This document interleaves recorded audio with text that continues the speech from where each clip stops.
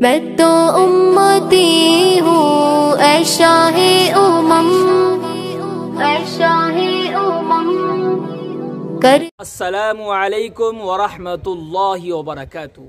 हज़रत नाज़रीन, अब हज़रात की खिदमत में नमाज के एक अहम मसले को लेकर हाज़िर हुआ हूँ। आम तौर पर मर्द हज़रात को मसला पेश आता रहता है।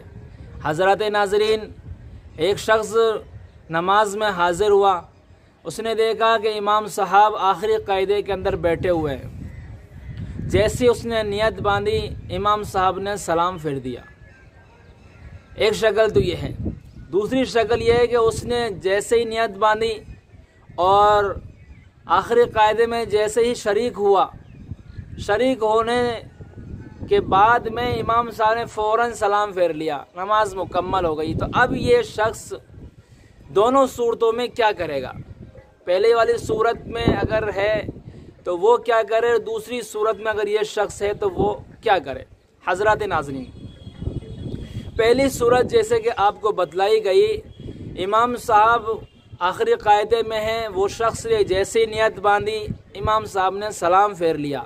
तो अब ये शख्स अत्तहियात के अंदर ना जाए, आखिरी क़ायदे के अंदर ना बैठे, क्योंकि इमाम साहब सलाम फेर चुके हैं।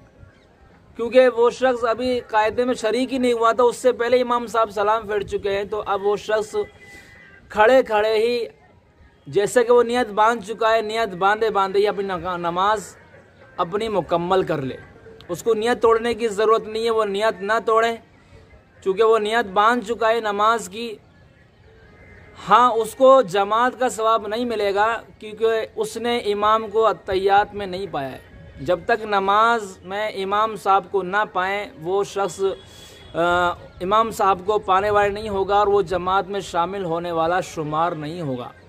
तो इस शख्स ने जैसे ही नियत बांधी, इमाम साहब सलाम फेर दिए, तो अब इसकी नमाज गोया कि इमाम साहब के साथ में नहीं हो रही है, तन्हा नमाज पढ़ रहा है। तो ये अपनी नमाज को बरकरार रखे और अत्तहियात का इसका कोई मसला नहीं है, यानी अत्तहियात नहीं पढ़े, बैठे नहीं जाकर। तो एक मसला तो ये। दूसरी बात कि कोई शख्स हाज़िर हुआ और इमाम साहब आखिरी क़ायदे के अंदर मौजूद थे, तो वो जैसे ही आखिरी क़ायदे के अंदर बैठा, इमाम साहब ने सलाम फेर दिया। तो इस शख्स को चाहिए कि ये सलाम ना फेरे, ये पूरी अत्तहियात पढ़े। अत्तहियात पढ़कर ये सलाम फेरे और अपनी बाकी रकात जो उसकी छूट गई है वो खड़े होकर मुकम्मल करे। हज़रात नाज़रीन, ये मसला है, क्योंकि इमाम साहब के साथ में शामिल होने के बाद में आखिरी क़ायदे में या पहले क़ायदे में अत्तहियात पढ़ना लाजिम और ज़रूरी है, वाजिब है। तो अत्तहियात पढ़ना ज़रूरी है, ना कि इमाम साहब के साथ में सलाम फेरना। इमाम साहब के साथ में सलाम ना फेरें, अत्तहियात मुकम्मल कर कर नमाज को मुकम्मल करें। इस तरीके से नमाज को मुकम्मल किया जाए। उम्मीद है कि आप हज़रात को ये वीडियो और ये मसला मालूम हो गया होगा और समझ में आ भी गया होगा। अल्लाह पाक अमल की तौफ़ीक़ अता फ़रमाए। इस वीडियो को ज़्यादा से ज़्यादा शेयर करें ताकि लोग नमाज जैसे अमल को कीमती और मुकम्मल बनाएं।